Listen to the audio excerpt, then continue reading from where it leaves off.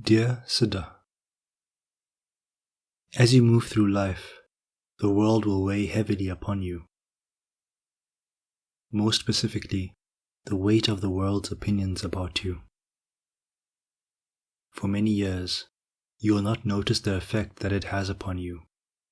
You will not see the behaviors that you change in order to appear a certain way. You will not notice the change in your tone when speaking to one individual versus another. You will not detect the subtle insecurities that you attempt to hide when conversing with a member of your family. It is most ironic that it is your family that you will feel the greatest weight of worldly opinion. You will attempt to garner that which should come for free. You will seek to be adored by your children.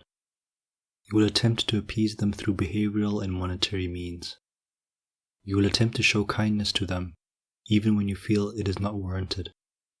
You will attempt to demonstrate humility by speaking of your own faults. You will attempt to demonstrate accountability by owning up to your own mistakes.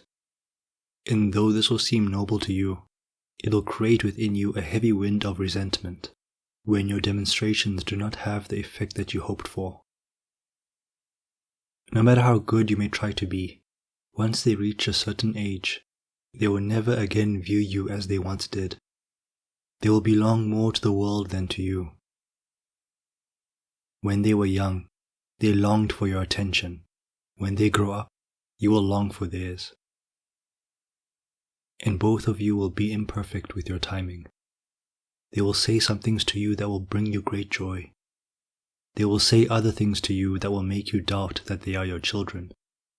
And as the years pass, you will begin to wonder in the quiet of your room if they were really yours at all.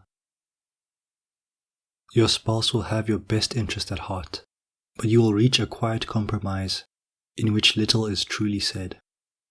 The weight of all the years will be heavy between you. Each smile will be laced with pain. Each pain will be lined with hope. You will live as related beings more than you will live as independent ones. Your friends will be more acquaintance than friend. They will serve as a relief valve for the pressures of life. If you happen to find a friend that is by your side through everything and anything, you will have found a small fortune. But it would not be wise to hope for such a thing. You will claim that you do not care what people think of you, but it will be this very statement that exposes your disingenuousness. The truth is that everyone who claims to love you is but a situation away from hating you. Those who gloriously praise you today are the ones who are most likely to condemn you tomorrow. For extremes in one direction very often beget extremes in the opposite direction. You will seek the world's approval. You will seek your family's validation. You will seek your friends' praise. And although you will likely receive some of this, it will never be quite enough, and for the mind is a craving machine. Each ounce of praise you receive will be matched with a pound of criticism. There is no ill will in this. In order to understand this, you will have to understand that praise and criticism are both unnatural things. No human being is as happy for you as they say, and none of them are as critical of you as they appear. If you are sensitive and acutely aware of the effect that the world is having upon you, you will begin to see the way out. You will naturally arrive at the conclusion that the world's praise creates pride, and the world's criticism creates animus, and neither of these will allow you a moment's peace. You will begin to slowly see that one's own life is too heavy to bear the weight of another.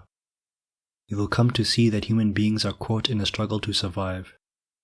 You are simply someone they happen to comment upon as they come up for air while drowning in life's turbulent tide. Some days your spouse will scorn you, other days she will caress you. Some days your children will betray you, other days they will embrace you. And if you crave one of these types of days, while fearing the other, you will live in perpetual turmoil. For the number of pleasant days tend to be rather astoundingly outnumbered by the number of unpleasant ones. If you seek truth, you will eventually come to see that all the games that you have been playing are the games that no man can ever win.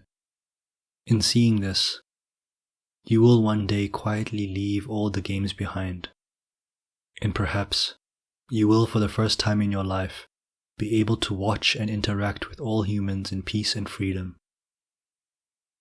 Because for the first time in your life, you no longer need anything from them.